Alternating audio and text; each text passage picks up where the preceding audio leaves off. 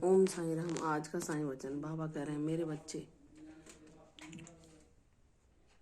जब तुम मुझ में ही अपने ध्यान को केंद्रित कर देते हो तो तुम्हें दूसरों का व्यवहार बिल्कुल प्रभावित नहीं कर सकता। तुम अपने मन में कोई भी निराशा या उदासा कभी न लाना, क्योंकि तुम्हारा बाबा तुम्हारे साथ है। वह तुम्हारे हित में कार्य कर रहा है और वह योजना भी तुम्हारे जीवन में जल्दी ही फलीभूत होगी। कल बसंत पंचमी के अवसर पर तुमने सरस्वती माँ से यह प्रार्थना की थी कि हे माँ, मेरे जीवन में मुझे मेरे कार्य में अपना आशीर्वाद दीजिए, अपनी कृपा शक्ति दीजिए, अपनी वह ऊर्जा दीजिए जिससे कि मैं अपने कार्य को और अच्छे से कर सकूं और आपकी कृपा पात्र बन सकूं।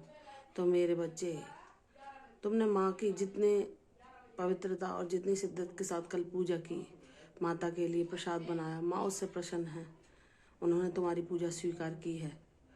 तुम्हारे जीवन में शीघ्र ही तुम्हें अपनी सरस्वती माँ की कृपा तुम पर अनुभव होगी कि माँ तुम्हारे सब कामों को बना रही हैं। तुम्हारे जीवन में सृजन के नए अध्याय खुलेंगे। तुम अपने कार्य में उन्नति प्रगति पाओगे।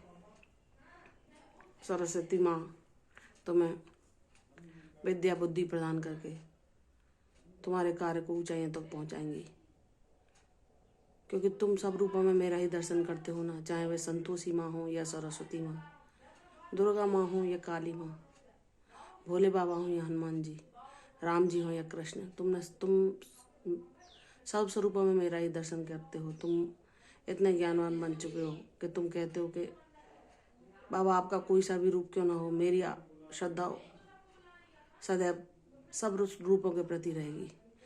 मैं मानती हूँ कि मेरे इष्ट देव आप साईं रूप में ही हैं, लेकिन आपने मुझे इतना ज्ञान प्रदान कर दिया है कि सब स्वरूपों में मैं आपका ही दर्शन करूँ। अनेकों होते हुए भी आप एक ही हैं और मेरे जीवन की नैया को पार अवश्य लगाएंगे, मुझे पूर्ण विश्वास है। बाबा, मुझसे जो कोई वचन मैंने कभी बोले हों या पूर्ण रहे हों तो उन्हें मुझसे पूर्ण कराना। हे प्रभु, मुझे प्रेरित करना। मुझसे जो भी अपराध जाने अनजाने हुए हैं इस जन्म में या पिछले जन्म में, उन सब के लिए मुझे क्षमा करने का मार्ग दिखाना, मुझे सतमार्ग पर चलाना। बाबा, मुझे प्रेरणा देना कि मैं आपकी ऊर्जा से कभी दूर न जा सकूं। यह मेरा मन मुझे व्यर्थ की बातों में लगाकर आपसे दूर कभी ना कर सके, क्योंकि मेरे जीवन का शाश्वत सत्य सिर्फ आप हैं। क्योंकि मैंने देखा है कि लोग कितने मतलबी होते हैं। जब उनके जीवन में कुछ अच्छा हो और जिसका कारण तुम हो तो वह तुम्हें अच्छे से बर्ताव करते हैं, अन्यथा तो वह अपने स्वार्थ के बस ही रहते हैं और दूसरों का निरादर करना, दूसरों की भावना को ठेस पहुंचाने में उन्हें जरा भी देर नहीं लगती। वे अपने अहम को इतना महत्व देते हैं कि किसी को उनके शब्दों से, उनके कार्यों से या उनकी बातों से कितना दुख होगा इसका उन पर कोई असर नहीं पड़ता। वह सब अपने कर्मों के प्रति बिना सचेत कर किए हुए पाप कर्म किए जाते हैं। लेकिन मेरे बाबा, जो आपके भक्त होते हैं उन्हें आप सद्बुद्धि देकर यह ज्ञान कराते हैं कि सब कर्मों का प्रभाव तुम्हारे आने वाले जीवन में अवश्य पड़ता है। इसलिए मेरे बच्चे, कौन क्या कर रहा है उसे ज्ञान नहीं है, वह विवेकपूर्ण आचरण कर रहा है तो उसे करने दो।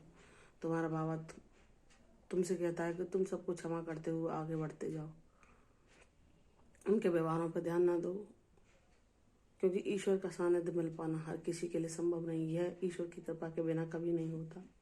तुम तो परम भाग्यशाली हो। लोग लंबा जीवन जी के चले जाते हैं, लेकिन व्यर्थ ही उसे यूं ही गंवा देते हैं। तुम देखते हो कि बहुत से लोग ऐसे हैं जो अपने परिवारों में दीर्घायु के साथ जी रहे हैं। उनके परिवार के सभी सदस्य दीर्घ जीवन व्यतीत कर रहे हैं, क्योंकि उनने पिछले जन्म में कुछ सत्कर्म किए हैं जिसके कारण भगवान ने उन्हें लंबी आयु प्रदान की है। लेकिन वह लंबी आयु भी वह बिना ईश्वर को जाने, सत्कर्म किए, बिना सत्य मार्ग पर चले, उसे ऐसे ही व्यतीत करके यहाँ से चले जाते हैं। तो वह लंबी आयु पाना भी व्यर्थ है, क्योंकि आयु उतनी होनी चाहिए कि आयु बाबा लंबी दें या छोटी दें, इससे कोई अर्थ नहीं रखता।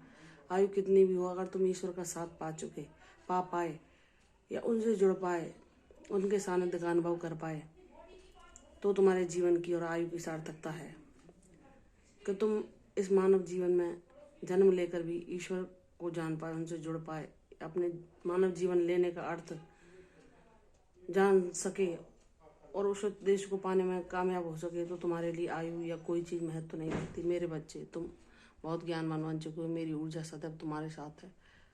तुम दुख ना करो, जल्द तुम्हारे जीवन में सब कुछ शुभ होगा।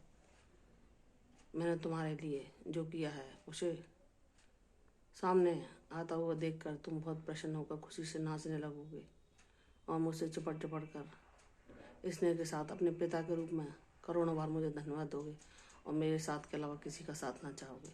प्रसन्न रहो मेरे बच्चे, तुम्हारा कल्याण होगा। कल फिर आऊँगी साईं वचन के साथ, तब तक के लिए ओम साईं राम।